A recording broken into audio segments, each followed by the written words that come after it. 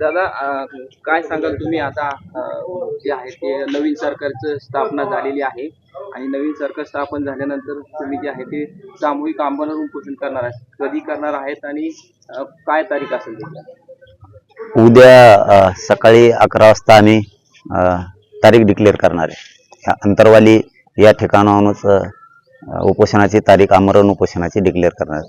जे अंतरवालीतलं आमरण उपोषण स्थगित केलंय ते पुन्हा सुरू करायला उद्या आम्ही तारीख डिक्लेअर करणार आहे. ती ज्यांना स्वतः मनानं बसायचे, स्वतःच्या मनानं असेच बसणार आहेत. कोणावरती आमरण उपोषणाला बसण्याचं बंधन घातलं जाणार नाहीये कोणावरतीच. त्यामुळे ज्याला स्वतःच्या मनाने बसायचे, घरच्याचा विरोध असेल तर कोणी बसायचं नाही. इथं येऊन तुम्ही आमरण उपोषण न करता नुसते बसले तरी चालते. पण ज्यांना सहन होतंय त्यांनीच करायचे. या स्वरूपाचं सामूहिक उपोषण ते होईल.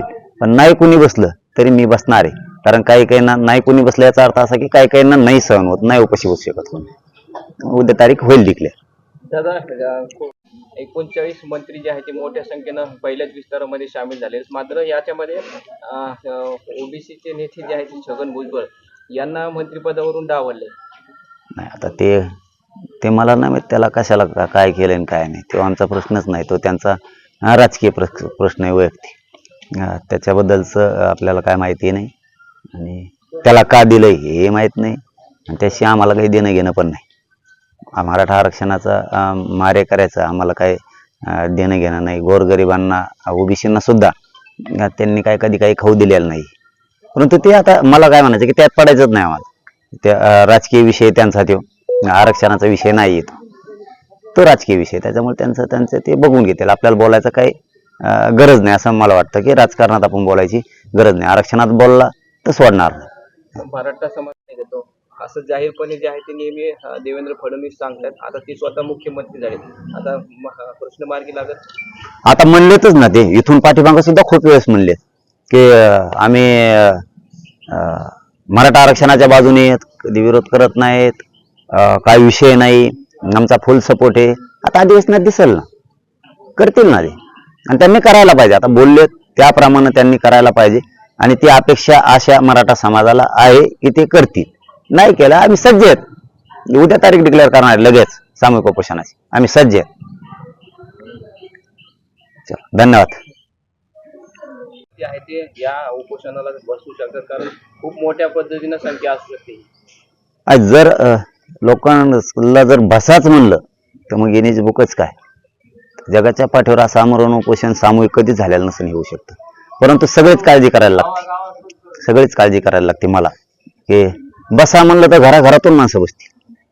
राज्यभरातल्या प्रत्येक म्हणजे पश्चिम महाराष्ट्र असो, मुंबई असो, कोकण असो, विदर्भ असो, खानदेश असो, मराठवाडा असो, घराघरातून मराठी बसतील. पण त्यांच्या काळजी पण घ्यायला लागल की काहीला सहन होत नाही, काहीला होतंय, काहीला जेवणाचे प्रॉब्लेम म्हणजे भूक लागते.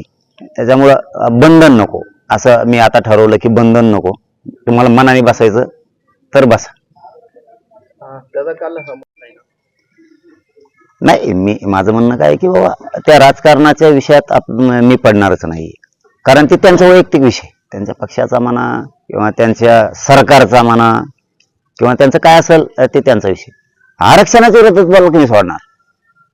त्यामुळे ते ज्याचा त्याचा विषय जो होतो आपण त्याच्यात काय ढवळाढवळ करायची काही गरज नाही, चपडबं करायची गरज नाही.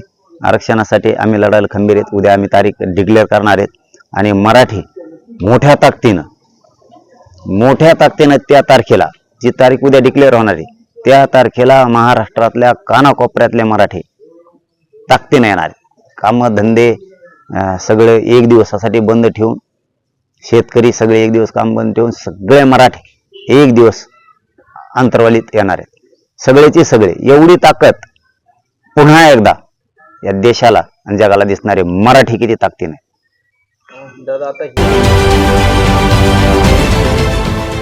देश विदेशातील प्रत्येक घडामोडींचे लाईव्ह अपडेट मिळवण्यासाठी आता साम टीव्हीच्या सर्व सोशल मीडिया प्लॅटफॉर्मला लाईक, फॉलो आणि सबस्क्राईब करा.